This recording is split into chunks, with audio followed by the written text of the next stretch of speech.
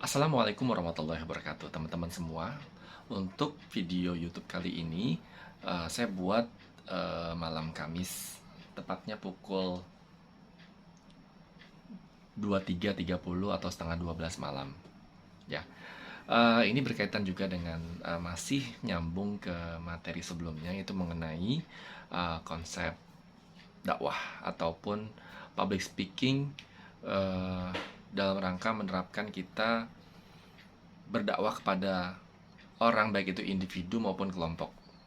Ya, mungkin saya jelaskan dulu untuk dakwah individu, artinya perorangannya. Misalkan gini, kita semua itu kan pasti punya teman ataupun lingkungan yang beragam. Ada yang di lingkungan sekolah, lingkungan pekerjaan, lingkungan kampus, lingkungan alumni, lingkungan arisan, lingkungan RT, lingkungan keluarga. Dan saya taruh keluarga ini di bagian terakhir dulu, ya. Nah, yang pertama adalah lingkungan pertemanan kita di sekolah misalnya. Pada zaman di sekolah dulu kita mempunyai teman karib, ya, seperti teman sebangku. Ya, kemudian yang kedua adalah teman di tempat ibadah atau musola, sekolah, musola tadi ya, atau masjid. Dimana itu adalah lingkungan dimana kita mulai belajar organisasi. Awal sekali, baik itu sebagai remaja masjid ataupun panitia kurban ataupun panitia maulid dan sebagainya. Tidak bisa dipungkiri, inilah awal dimana kita itu bisa belajar organisasi, ya, sekolah, musola. Dan yang ketiga, kampus, ya. Lingkungan kampus ini menjadi tolak ukur kita untuk bisa lebih baik lagi. Kenapa? Di sini kita akan menuju dari seorang remaja pada waktu sekolah SMA dulu, kemudian masuk ke dalam universitas atau sekolah tinggi, yang dimana teman-teman kita itu rata-rata mempunyai intelektual yang beragam. Ada yang dari jurusan A, B, C, dan sebagainya. Dan tentu kita harus bisa menyesuaikan itu.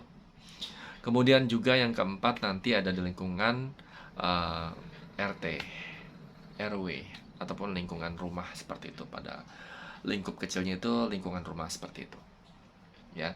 Dimana kalau misalkan kita berada di lingkungan ini, tentunya kita harus sudah siap sebagai pemimpin pastinya, ya, sebagai pemimpin kepala rumah tangga ataupun keluarga, ya, sebagai pemimpin baik itu di jabatan RT terkecil sekalipun itu adalah pemimpin, dimana kita akan menjadi sorotan, tentunya seperti itu, ya. Dan dari aspek-aspek tersebut kita bisa belajar ke depan bagaimana, dan kita akan mempunyai beragam cerita tentunya. Nah, bagi kita yang memang tuh senang banget memberikan nasihat, ceramah umum, khutbah, ataupun memberikan materi-materi kecil gitu, baik di lingkungan keluarga maupun di pekerjaan gitu. Ini sangat penting banget. Kita harus bisa menjaga etika atau attitude kita, ya. Di antaranya tidak pernah kita dilarang banget untuk menjatuhkan seseorang itu dari pertanyaan ataupun dari sindiran, itu dihindarin banget. Kita tahu misalkan di depan kita itu ada orang yang mungkin kita ingin menyampaikan sesuatu, tapi kita tuh sungkan gitu, terus kita menyindirnya, itu jangan seperti itu, ya. Ada baiknya kita ketemu face to face berdua gitu. Kalau misalkan ada di lingkungan itu, kita harus menceritakan aja cerita tentang Rasul, sahabat, ya, ataupun cerita-cerita kisah orang-orang soleh atau tabiin lainnya. Yang ini bisa menjadi inspirasi dan menggugah. Kalau kita bercerita tentang kisah nyata, itu tidak akan menyinggung siapapun. Tetapi kalau kita menyindir, itu akan merenggangkan hubungan kita. Mungkin yang tadinya dia itu baik sama kita, ataupun kita tuh tadinya ngobrol tanpa hijab ataupun tanpa batas, dia akan menjaga jarak dengan kita. Karena ketahuan sekali kalau materi yang disampaikan itu adalah untuk dia. Itu kita hindari banget, gitu.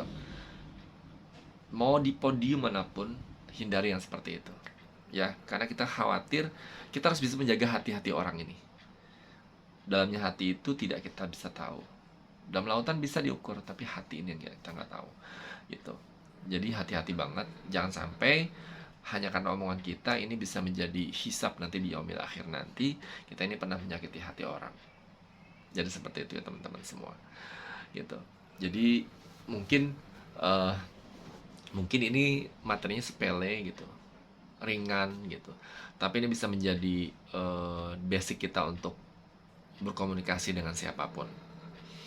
Tadi ada berapa fase lagi gitu kita tuh akan dimasukkan ke dalam lingkungan gitu ya.